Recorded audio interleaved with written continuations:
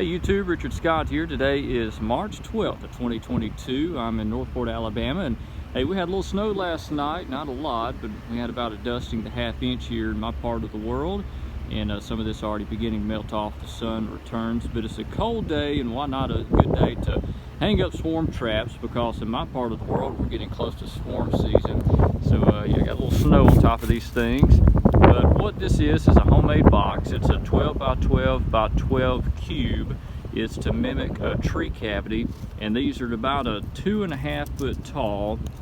And I've got a hole drilled in here, 1 inch hole for the bees to enter. And on top of this, on the inside, I've got some old comb that's just stapled to this. This is supposed to be temporary. This isn't long term, so when the bees move in, I'll need to get the bees out quickly. But on this box, on one side, this whole panel I put screws in. See that? And the reason I did that is I can take these screws out easily and expose the bees on the inside, get the bees out, and then put those into a more permanent box. But goodness, it's cold today.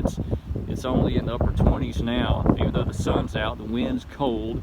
It's a good time to hang some of these swarm traps. And I've got a video from last year when I made swarm traps very similar to this and had a huge success on these things of getting bees in there.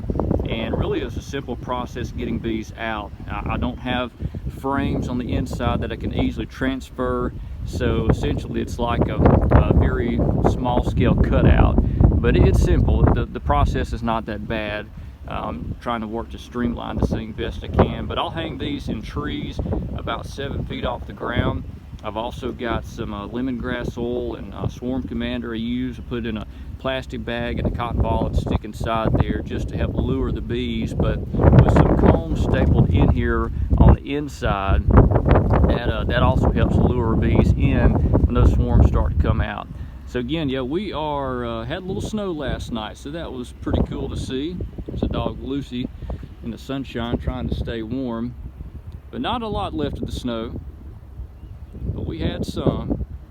Some parts of the state had several inches of snow. But it's just enough to be pretty, but the roads are just fine. And this will be it for us, because we're going into spring. Next week we're going to be in the 70s here. But love the snow. I've got 2 little boys, a 4-year-old and a 6-year-old, and they love the snow too. We got to ride around this morning and look at it and take some pictures, and that was a lot of fun. So all right, now it's time to go hang up some swarm traps, get ready for spring swarm season.